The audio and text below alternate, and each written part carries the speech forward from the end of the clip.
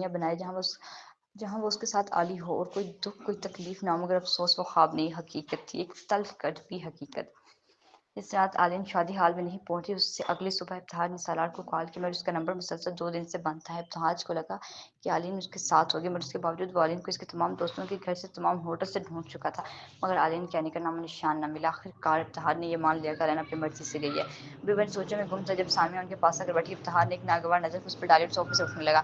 جب اس کا ملازم اندر آیا، شان سے باہر چلے، جلدی سے وہ کانپ رہا تھا۔ ابتہاج اس کے پیچھے جیسے ہی مین گیٹ پر پہنچا، اس کے پاؤں نیچے سے زمین نکلی، سامنے ہی عالین کیانی نشے میں دودھ کو پھینک کر چلا گیا۔ سب سے پہلے کہ ابتہاج شاہ اس تک پہنچتا، میڈیا کے لوگ وہاں پہنچ چکے تھے۔ سامیہ شاہ مکروہ ہنستے اس منظر کو انجوائے کر رہی تھی۔ اسی نے عالین کو ابتہاج شاہ کے گھر کے سامنے پھینکنے کا حکم دیا تھا۔ اب تو ابتہاج شاہ کے چہرے کے تاثرات انجوائے کر رہی تھی۔ 7 سالہ زاوق حیدر اپنی آنے کو اس حالت میں دیکھ کر شاک ہوا۔ اس نے سب سے پہلے اپنی جیکٹ اتار کر عالین کے چہرے کو کور کیا۔ عالین کیانی جو کہ نشے میں دھت تھی، کچھ سمجھنے کی کیفیت میں نہیں، مگر اس کے دھندلے ہوتے ذہن میں زاوق کا یہ عمل نقش ہو چکا تھا۔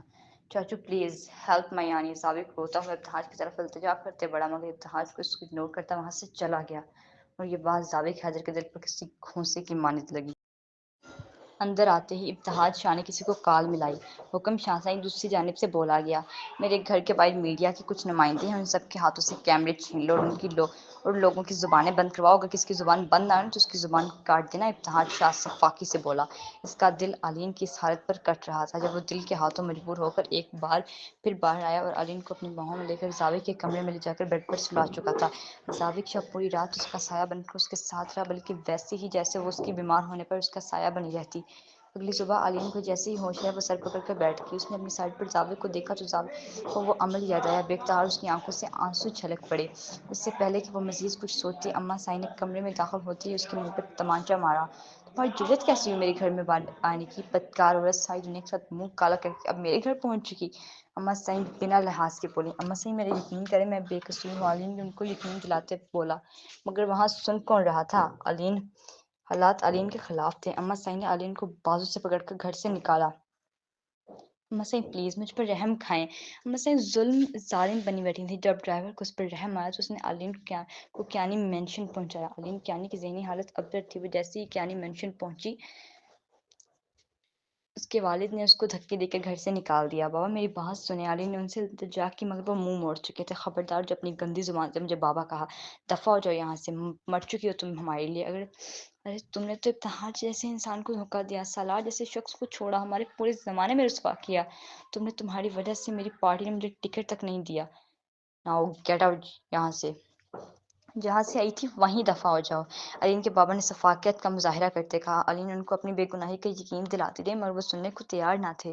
عالین کے آنے پر اپنے گھر کے دروازے بند کر دیے گئے۔ ابتہاج شاہ کی وہ پوری رات کانٹوں پر گزری۔ اس نے اپنے ورڈ سینس سے عالین کے ڈرائیور کو ڈھونڈا، جو کہ اس رات عالین کے ساتھ پارلر گیا تھا۔ اس ڈرائیور نے ابتہاج شاہ کو بتایا کہ وہ عالین کو اس کی مرضی سے کلب پر باہر پر چھوڑ کر آیا تھا۔ وہ ابتہاج شاہ سے شادی نہیں کرنا چاہتی تھی، اور پھر ابتہاج شاہ نے پہلی بار عالین کے آنے کو بے وفا مان لیا، مگر یہ دنیا اسے بدکار کہتی تھی۔ ابتہاج شاہ کا دل اسے بدکار ماننے کو کبھی تیار نہ ہوا۔ ابتہاج شاہ صوفے سے ٹیک لگائے بیٹھا اسموکنگ کرنے میں مصروف تھا، جب اماں سائیں نے اس کے سامنے کچھ پیپرز رکھے۔ یہ کیا لیے ہیں اماں سائیں؟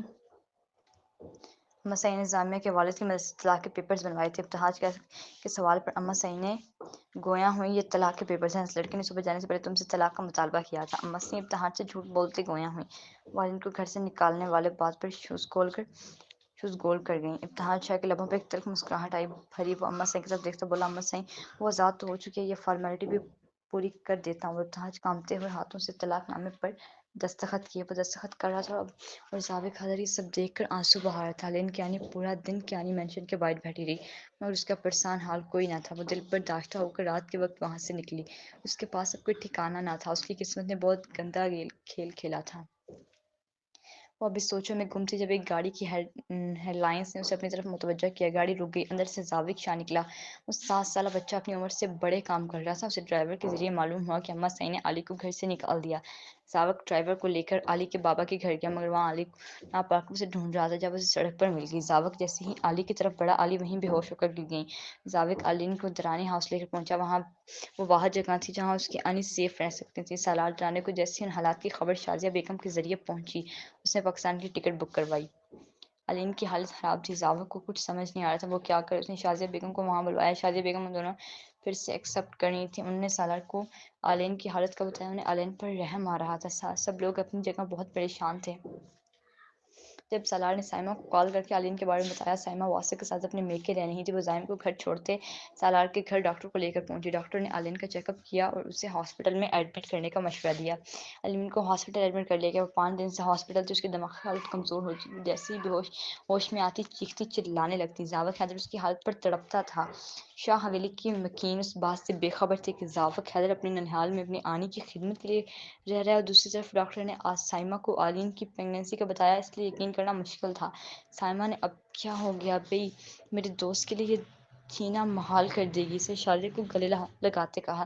سائمہ ہر ممکن دوستی کا حق ادا کر رہی تھی۔ سالار درانی آج جیسے ہی پاکستان پہنچا، اس نے سائمہ کی کال پر سیدھا ہاسپٹل کا رخ کیا، جہاں وہ دشمن جان زندگی سے مکمل ہار چکی تھی۔ سالار کے لیے اس کی حالت دیکھ کے یقین کرنا مشکل ہو گیا تھا۔ وہ اس کی زندگی سے بھرپور آلین کی آنی ہے۔ وہ جانتا تھا کہ اگر آلین کی یہ حالت ہے تو اس کے بھائی، اس کے جگری دوست ابتہال شاہ کی حالت کسی دیوانے کی مانند ہوگی۔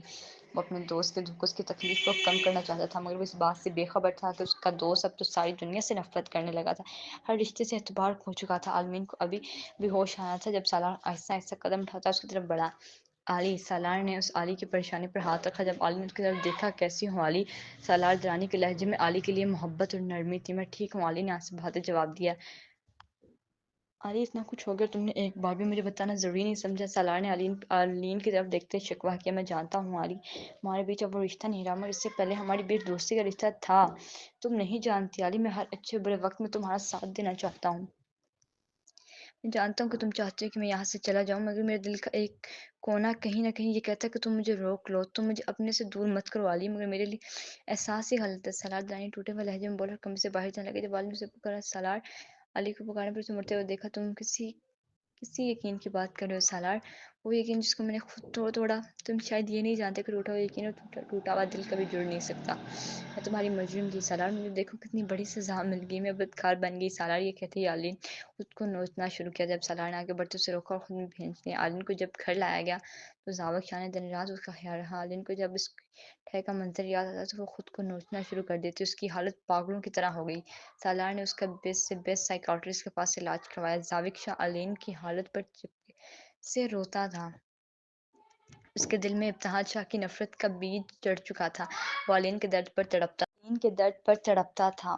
اس سب کا قصوروار فقط ابتہال شاہ لگتا تھا۔ سالار درانی کمرے میں اندھیرے کیے بیٹھا تھا۔ جب سائمہ اس کمرے میں آئی، مجھے صوفے پر ٹیک لگائے آنکھیں بند کیے بیٹھا تھا۔ سائمہ کے قدموں کی آہٹ پر اس نے آنکھیں کھولی، اس کی آنکھوں کی سرخی کی راتوں کی جگ رتی کی چگلی کھا رہی تھی۔ سائمہ نے ایک ٹھنڈی آہ بھری اور سالار کے پاس بیٹھے گویا ہوئی، اس سارے معاملے میں تم کس حد تک انوالو ہو سالار؟ سائمہ ملک نے سالار سے سوال کیا۔ سالار جانتا تھا کہ سائمہ سے کچھ بھی چھپانا مشکل ہے۔ میں نے وہ تصویریں جان بوجھ کر ابتہاج کو دکھانے کے لیے بھیجی تھی سائمہ، ضابط کی کال کے بعد مجھے لگا میں نے علی کو غلط ہاتھ میں دے دیا۔ میں نے وہ تصویریں ابتہاج کو دکھانے کے لیے بھیجی تھی، مجھے یقین تھا ابتہاج علی سے لڑائی کرے گا اور اسے ٹہرے میں کھڑا کرے گا، مگر میرا یہ یقین ہار گیا جب مجھے اس ملازم نے بتایا کہ ابتہاج نے ان تصویروں کو آگ لگا دی۔ میں شاکڈ ہو گیا۔ ابتہاج شاہ کی ضبط نے مجھے حیران کر دیا۔ میں نے وہیں اپنے قدم پیچھے موڑ دیا۔ سالار شاہ ندامت کے آنسو بہا رہا تھا۔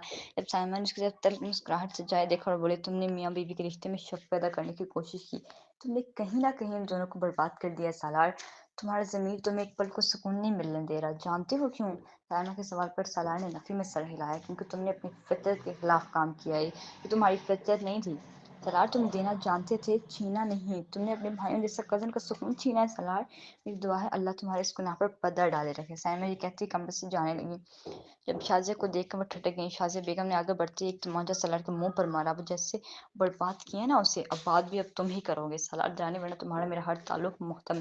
شازیہ بیگم غصے سے یہ کہتی وہاں سے چلی گئی۔ سالار اور ضابط کی دن رات کوششوں سے علین کی حالت بہتر ہو چکی تھی۔ علین کا ایک دھیان بٹانے کے لیے سالار نے اسے ایک فلم کی آفر کی۔